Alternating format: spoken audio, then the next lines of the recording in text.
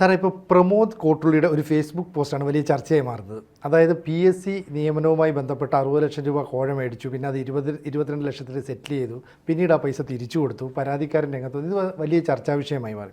അപ്പോൾ കഴിഞ്ഞ ദിവസം ചാനൽ ചർച്ചയിലൊക്കെ ഈ പ്രമോദ് കോട്ടുള്ളി വലിയ മാഫിയയാണ്, അല്ലെങ്കിൽ പിന്നെ റിയൽ എസ്റ്റേറ്റിൻ്റെ ഇടനിലക്കാരനാണെന്നൊക്കെ പറഞ്ഞിട്ടാണ് ആരോപണം ഉയർന്നത്. ഇദ്ദേഹം പറയുന്നത് എനിക്ക് ആകെ 3 സെൻറ്റ് സ്ഥലമേ ഉള്ളൂ, ഭാര്യയും അമ്മയും കുട്ടിയൊക്കെ ഉണ്ട്, ആ സ്ഥലം എല്ലാം സഹകരണ ബാങ്കിൽ പണയത്തിലാണ്, ആ സഹകരണ ബാങ്ക് കോൺഗ്രസിൻ്റെയാണ് എന്നൊക്കെ പറയുന്നുണ്ട്. അപ്പോൾ ഇവിടെ ആദ്യം ഈ പാർട്ടിയുടെ സംസ്ഥാന സെക്രട്ടറി MV ഗോവിന്ദൻ പറഞ്ഞത് ഇങ്ങനൊരു പരാതി കിട്ടിയിട്ടുണ്ടെന്ന്, പിന്നെ പറയുന്നു അങ്ങനൊരു സംഭവം അറിയത്തില്ലെന്ന്. CPMൻ്റെ ജില്ലാ സെക്രട്ടറി മോഹൻ പറയുന്നു അങ്ങനൊരു പരാതിയെ കിട്ടിയിട്ടില്ലെന്ന്.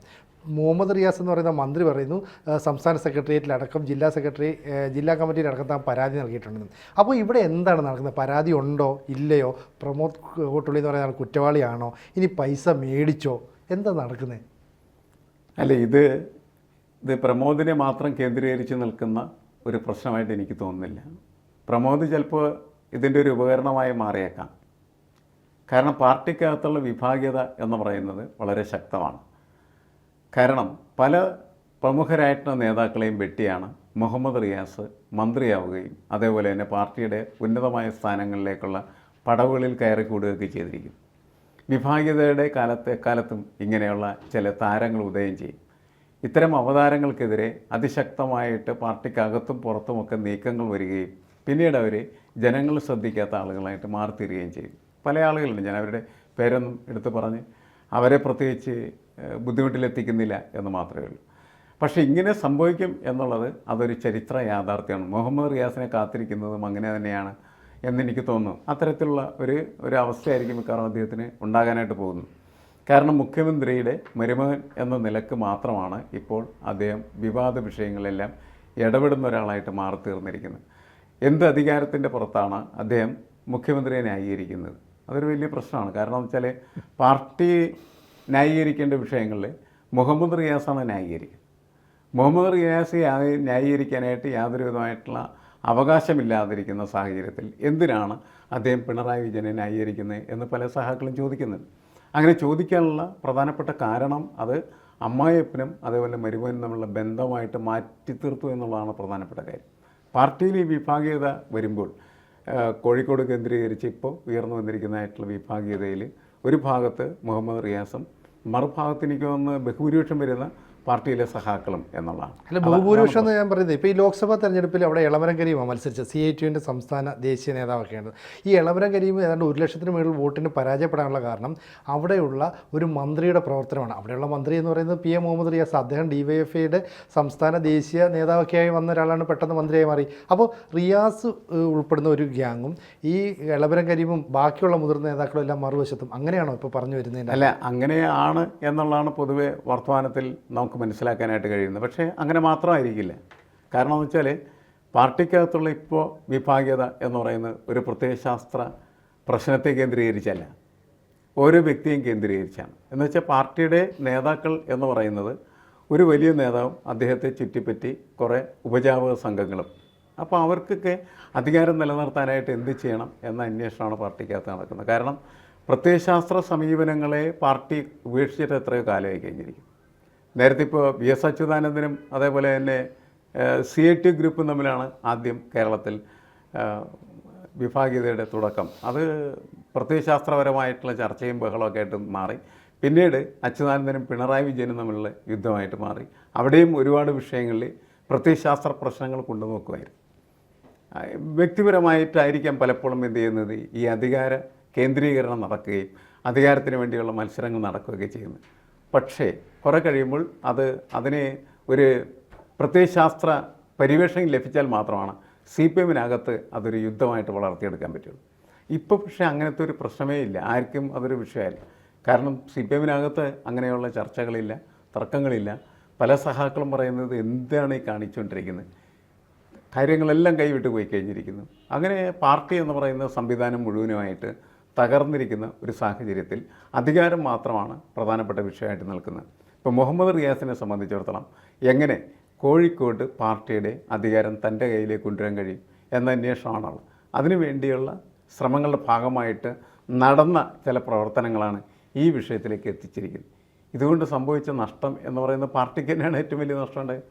കാരണം പാർട്ടി മുന്നോട്ട് വെക്കുന്ന പല സ്ഥാനങ്ങളും ഇനി പണം കൊടുത്താൽ ലഭിക്കുന്നതായിട്ടുള്ള പേയ്മെൻറ്റ് സീറ്റുകളായി മാറി എന്നതാണ് ഈ PSC നിയമനവുമായി ബന്ധപ്പെട്ട് ഉയർന്നു വന്ന വിവാദങ്ങളിൽ നിന്ന് അതിൻ്റെ ഒരു രത്നച്ചുരുക്കം അതാണ്. നിങ്ങൾക്ക് പണം കൊടുത്താൽ എന്തും വാങ്ങാം, പാർട്ടി അതിന് തയ്യാറാണ്. എനിക്കൊന്ന് സോവിയറ്റ് റഷ്യയിൽ പാർട്ടി തകർന്ന ഒരു കാലഘട്ടത്തിൽ അവിടുത്തെ മന്ത്രി എന്ന് പറഞ്ഞ ഒരു മന്ത്രിയുടെ വില എന്ന് പറഞ്ഞാൽ 50,000 റൂബിളായിരുന്നു. നിങ്ങൾക്കൊരു മന്ത്രി പദവി കിട്ടും, നിങ്ങൾ 50,000 റൂബിൾ കൊടുത്താലും.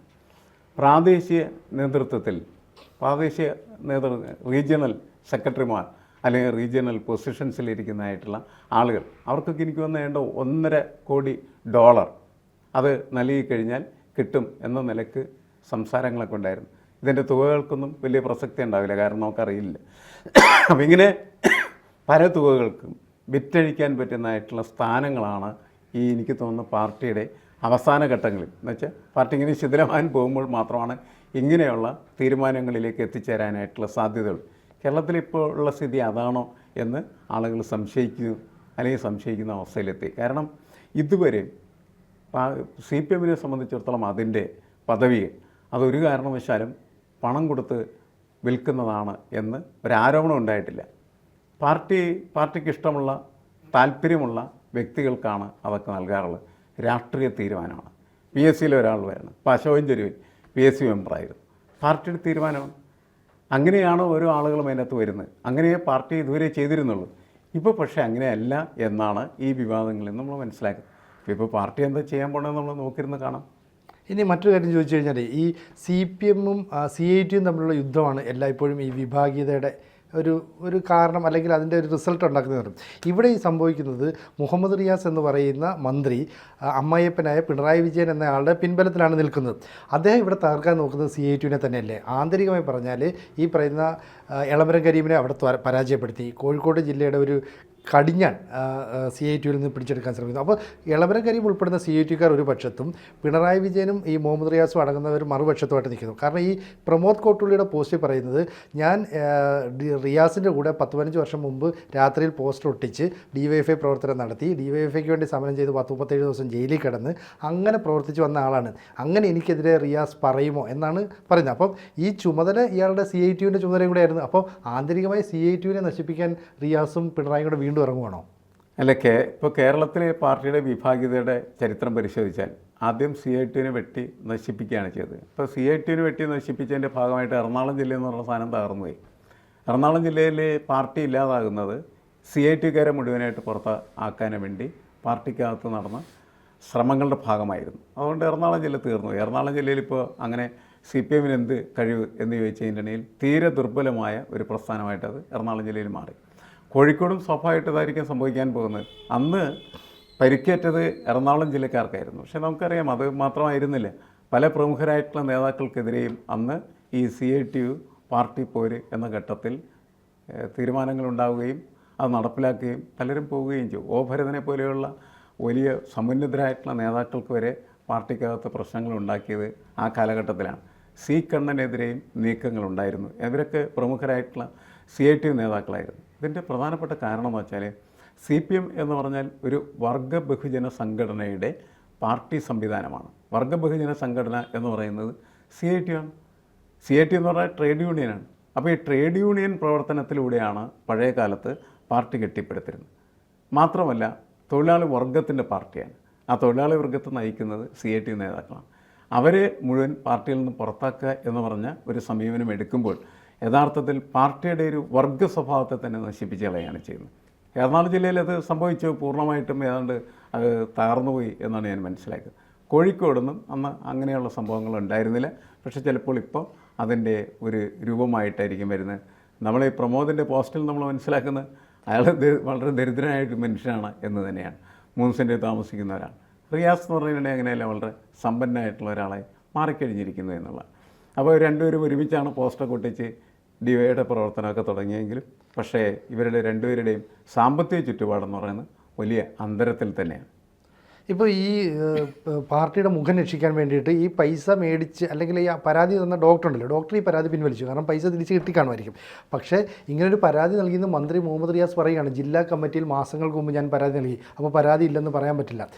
ഇത് സംസ്ഥാന സെക്രട്ടേറിയറ്റിലെ പരിഗണിക്കുമെന്ന് MV ഗോവിന്ദനും പറഞ്ഞു.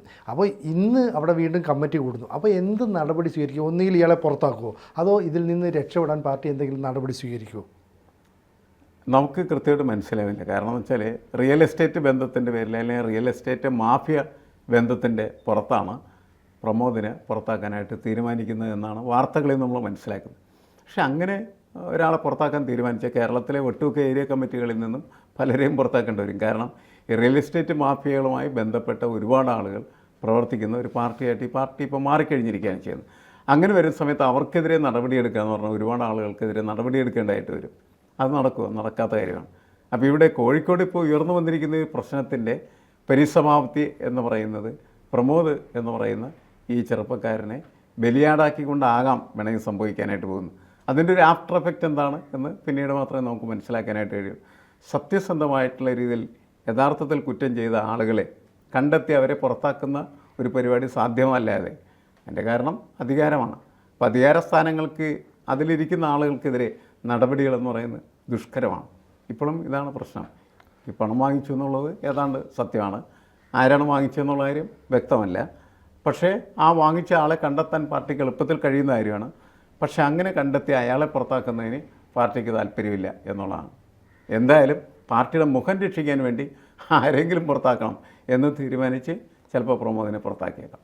അപ്പോൾ ഈ പാർട്ടി പണം മേടിച്ചിട്ടില്ല, ഇങ്ങനെ ഒരു കേസില്ല എന്ന് ഇപ്പോൾ ജില്ലാ സെക്രട്ടറി പറയുന്നുണ്ട്. അപ്പോൾ മാത്രമല്ല, ജില്ലാ കമ്മിറ്റി ഒന്നാകെ ആ നിലപാട് സ്വീകരിക്കുകയാണെങ്കിൽ ഈ മുഖം രക്ഷിക്കാൻ വേണ്ടി ഇങ്ങനൊരു നടപടി എടുക്കാതിരുന്നാലോ? അങ്ങനെ സംഭവിച്ചൂടെ? അങ്ങനെ ഇരിക്കാം. അങ്ങനെ ഇരിക്കുന്നത് കുറച്ചും കൂടി നല്ലതായിരിക്കും. പക്ഷേ പ്രശ്നം എന്താണെന്ന് വെച്ചാൽ ഇയാൾക്കെതിരെ നടപടിയെടുക്കാൻ പോകുന്ന പറഞ്ഞാൽ റൂമർ കുറേ ദിവസങ്ങളായിട്ട് ഇങ്ങനെ പുറത്തേക്ക് പാർട്ടി തന്നെ വിട്ടിരിക്കുകയാണല്ലോ. അതെ. അപ്പോൾ അതുകൊണ്ട് അങ്ങനെ നടപടിയെടുക്കാൻ പോകുന്നു എന്ന് പറഞ്ഞ അവസാനം ഒരു നടപടിയും വന്നില്ല എങ്കിൽ പാർട്ടി പറ്റിച്ചു എന്നായിരിക്കും പെട്ടെന്നുണ്ടാകുന്നൊരു ഫീലിംഗ്. അത് ഒഴിവാക്കാൻ വേണ്ടി എന്തെങ്കിലും ചിലപ്പോൾ ചെയ്തുകൂടായില്ല. ഈ പിണറായി വിജയൻ്റെ പിന്തുണയിലാണ് മുഹമ്മദ് റിയാസ് ഈ കളിയെല്ലാം കളിക്കുന്നതെന്നാണ് പൊതുവെ പാർട്ടിക്കാർ തന്നെ വിലയിരുത്തുന്നത്. അപ്പുറത്ത് ഈ പറയുന്ന എളമരം കരീം എന്ന് പറയുന്നത് വളരെ കാലത്തെ എക്സ്പീരിയൻസ് ഉള്ള ഒരു രാഷ്ട്രീയക്കാരൻ കൂടിയാണ്. അപ്പോൾ ഈ ഏറ്റുമുട്ടലിനൊടുവിൽ ഈ റിയാസിന് നിലനിൽപ്പുണ്ടാവുമോ? ഇനിയിപ്പം ഈ ഭരണം കഴിയുമല്ലോ ഇന്നല്ലെങ്കിൽ നാളെ, അത് കഴിയുമ്പോൾ റിയാസിന് ഒരു നിലനിൽപ്പുണ്ടാവുമോ? അല്ല, പാർട്ടിയിൽ ആളുകളുടെ ഒരു സ്വാധീനവും ആളുകളുടെ ഒരു പ്രിയവുമൊക്കെ പിടിച്ചു പറ്റണമെങ്കിൽ പാർട്ടിയിൽ ജനങ്ങൾക്കൊപ്പം നിന്ന് പ്രവർത്തിക്കുന്ന ആളുകളാണെങ്കിൽ സാധ്യത. പക്ഷേ പാർട്ടിയുടെ അധികാര ഘടന ഉപയോഗിച്ചാണ് അതൊക്കെ നിർവഹിക്കുന്നതെങ്കിൽ മുഹമ്മദ് റിയാസിന് വേണമെങ്കിൽ എന്ത് ചെയ്യാം, അദ്ദേഹത്തിൻ്റെ എതിരാളികളെ പതുക്കെ വെട്ടിമാറ്റാം. സമ്മേളന കാലത്തേക്ക് പോകാമോ? സമ്മേളന കാലത്താണ് മിക്കവാറും തന്നെ ഈ അരിഞ്ഞു തള്ളൽ എന്ന് പറയുന്ന പ്രക്രിയ സമ്പൂർണ്ണമായിട്ടുള്ള നടപ്പിലാക്കാനായിട്ട് കഴിയുന്നത്. കാരണം തിരഞ്ഞെടുപ്പ് കൊണ്ടുവരിക, തിരഞ്ഞെടുപ്പിൽ ഇഷ്ടമില്ലാത്തതായിട്ടുള്ള ആളുകളൊക്കെ പുറത്താക്കുക ജനാധിപത്യപരമായിട്ടുള്ള പ്രക്രിയയാണ് എന്ന് പുറത്തു പറയാം. പക്ഷേ വളരെ കരുതി കൂട്ടി ആസൂത്രിതമായി നടത്തുന്ന പ്രക്രിയയുടെ ഫലമായിട്ട് മാത്രമാണ് CPM-ൽ പാർട്ടിക്കകത്ത് നടക്കുന്നതായിട്ടുള്ള തിരഞ്ഞെടുപ്പിൽ ഒരാൾ തോൽക്കുകയും ഒരാൾ ജയിക്കുകയും ചെയ്യുള്ളൂ. പക്ഷേ അതിനൊക്കെ വളരെ ആസൂത്രിതമായിട്ടുള്ള സംവിധാനം ആവശ്യമാണ്.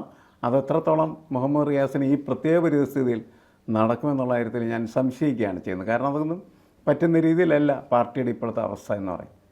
ഈ പാർട്ടിയെക്കുറിച്ച് നിങ്ങൾക്കൊരു ചുക്കും അറിയില്ല എന്ന് മുഖ്യമന്ത്രി പറഞ്ഞതിനെ വിശ്വസിച്ച് നമുക്കിനി എന്താ സംഭവിക്കുന്നുള്ള അതാണ് ശരി.